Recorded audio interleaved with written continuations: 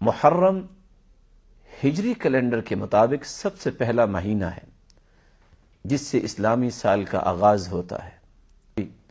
ابو ہریرہ رضی اللہ تعالی عنہ بیان کرتے ہیں کہ رسول اللہ صلی اللہ علیہ وآلہ وسلم نے فرمایا کہ روزہ رکھنے کے اعتبار سے یہ مہینہ رمضان کے بعد سب سے افضل مہینہ ہے۔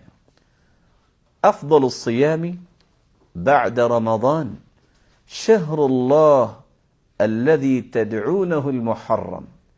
رمضان المبارک کے بعد روزہ رکھنے کے اعتبار سے سب سے افضل مہینہ وہ ہے جس کو تم محرم کے نام سے یاد کرتے ہو۔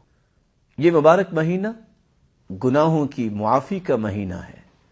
عبداللہ ابن عباس رضی اللہ تعالی عنہ روایت کرتے ہیں رسول اللہ صلی اللہ علیہ وآلہ وسلم نے فرمایا احتسب علی اللہ، میں یہ گمان کرتا ہوں کہ یوم عاشورہ کا روزہ 10 محرم کا روزہ رکھنے والے کے بارے میں ان یکفر السنہ التي قبلہ، اس کے 1 سال کے گناہوں کو اللہ معاف فرما دیتے ہیں۔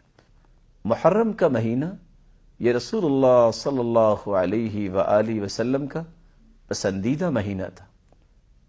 عبداللہ ابن عباس رضی اللہ تعالی عنہ روایت کرتے ہیں ما رأيت النبي صلى الله عليه وسلم يتحرى صيام يوم فضله على غيره إلا هذا اليوم يوم عاشوراء وهذا الشهر يعني رمضان۔ میں نے اللہ کے رسول صلی اللہ علیہ وآلہ وسلم کو نہیں دیکھا کہ جس طرح وہ عاشورہ کا روزہ جو 10 محرم کا روزہ ہے اس کے لیے جس طرح وہ تڑپ میں رہتے اور رمضان کے روزوں کا اہتمام کرتے اتنا کسی روزے کا اہتمام نہ کرتے۔ یوم عاشورہ کے روزے کے متعلق تو فرمایا یکفر السنة الماضیہ، پچھلے 1 سال کے گناہوں کو اللہ معاف فرما دیتے۔ یہ مہینہ اللہ کے نزدیک بھی بڑا معزز مہینہ ہے کیونکہ اس مہینے کی نسبت اللہ کی طرف کی گئی ہے۔ ابو ہریرہ رضی اللہ تعالی عنہ روایت کرتے ہیں رسول اللہ صلی اللہ علیہ وآلہ وسلم نے فرمایا افضل الصیام بعد رمضان شہر اللہ الذي تدعونه المحرم۔ نبی کریم صلی اللہ علیہ وآلہ وسلم نے محرم کو شہر اللہ کا مہینہ کہا ہے۔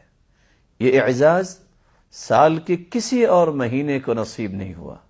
رسول اللہ صلی اللہ علیہ وآلہ وسلم نے جہاں اس مہینے کی عظمت کو بیان کیا وہاں قرآن مجید نے اس بات کا حکم دیا ہے فَلَا تَظْلِمُوا فِيهِنَّ أَنفُسَكُمْ، ان مہینوں میں اپنے آپ پہ ظلم مت کرو، اپنے آپ پہ زیادتی مت کرو۔